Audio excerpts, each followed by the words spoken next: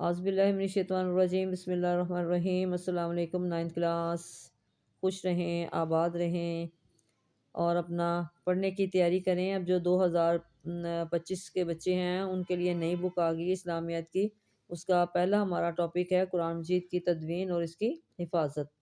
سب سے پہلے ہم اس کے حاصلات تعلم پڑھ لیں گے۔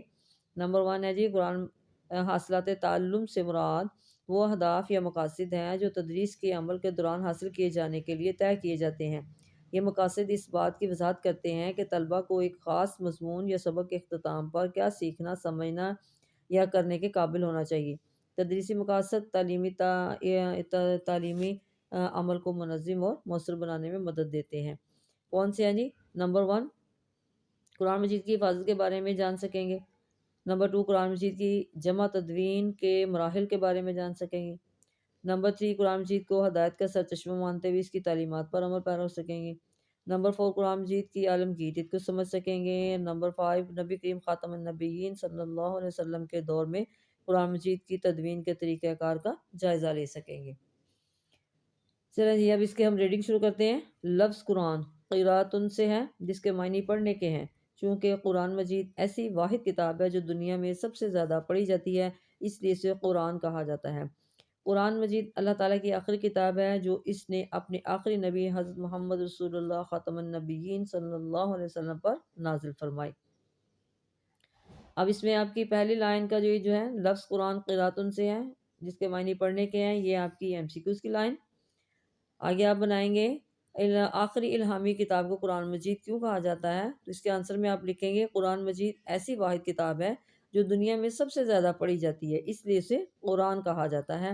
قرآن مجید اللہ تعالیٰ کی آخری کتاب ہے جو اس نے اپنے آخری نبی حضرت محمد رسول اللہ خاتم النبیین صلی اللہ علیہ وسلم پر نازل فرمائی۔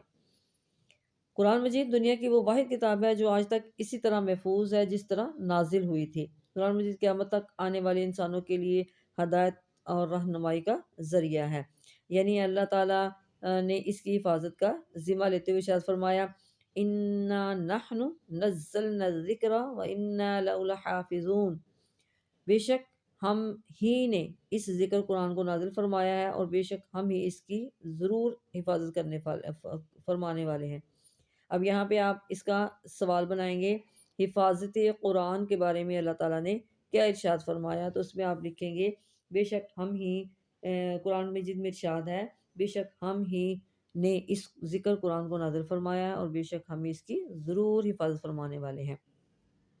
قرآن مجید اللہ تعالیٰ کی آخری اور عالمگیر کتاب ہے، جس طرح نبی کریم خاتم النبیین صلی اللہ علیہ وسلم اللہ تعالیٰ کے آخری نبی ہیں اور آپ خاتم النبیین صلی اللہ علیہ وسلم کی رسالت تمام جہانوں کے لیے ہے، اسی طرح آپ خاتم النبیین صلی اللہ علیہ وسلم پر نازل ہونے والی کتاب بھی تمام بنی نوع انسان کے لیے رشد و ہدایت کا سرچشمہ ہے۔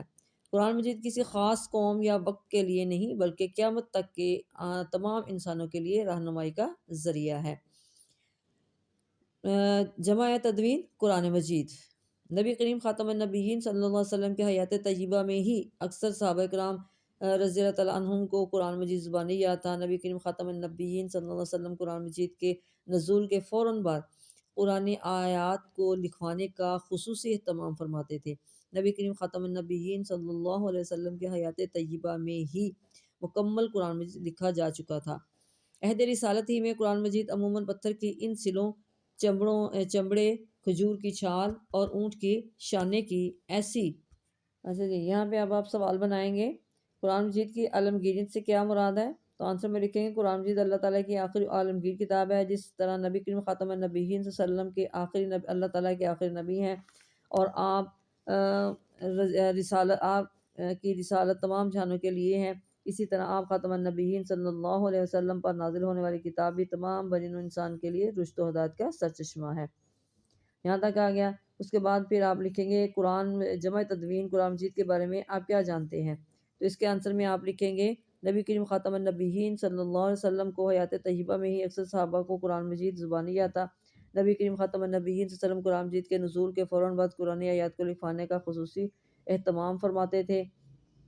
نبی کریم خاتم النبیین صلی اللہ علیہ وسلم کے حیات طیبہ میں ہی مکمل قرآن مجید لکھا جا چکا تھا۔ اس کے آگے لکھیں گے قرآن مجید کن چیزوں پر لکھا جاتا تھا؟ تو پھر آنسر لکھیں گے قرآن مجید عموماً پتھر کی ان سلوں، چمڑے، کھجور کی چھال اور اونٹ کے شانے کی ایسی ہڈیوں پر لکھا جاتا تھا جو خاص اسی مقصد کے لیے تیار کی جاتی تھی۔ یوں قرآن مجید عہد نبوی میں ہی محفوظ مکمل حفظ ہونے کے ساتھ ساتھ مختلف جگہوں پر بھی لکھا ہوا موجود تھا۔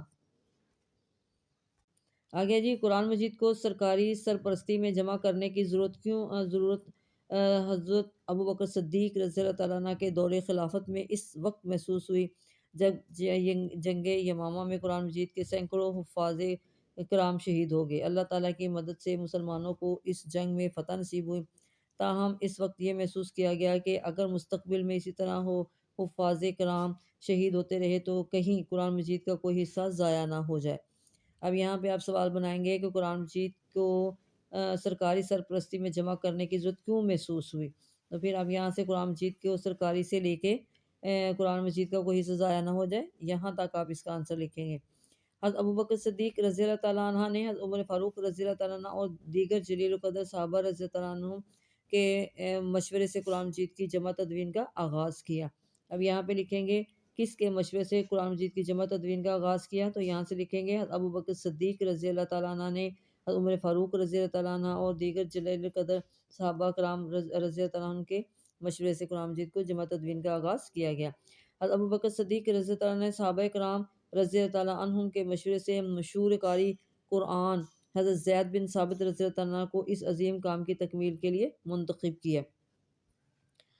حضرت زید بن ثابت رضی اللہ تعالیٰ عنہ عہد رسالت میں وحی کی کتابت کا فریضہ انجام دیا کرتے تھے۔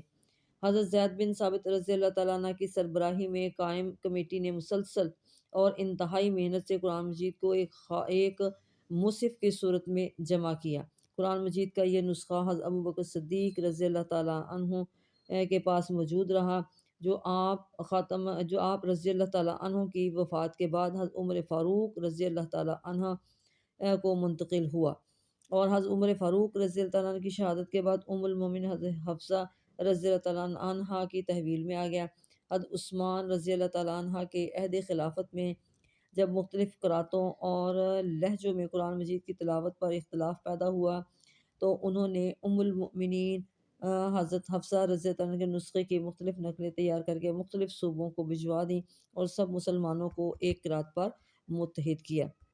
اچھا جی، اس میں آپ کا یہ MCQ تھا، حضرت زید بن ثابت عہد رسالت میں وحی کی کتابت کا فریضہ انجام دیتے تھے۔ یہ لائن MCQs کی ہیں۔ قرآن مجید کو مصحف کی صورت میں جمع کیا۔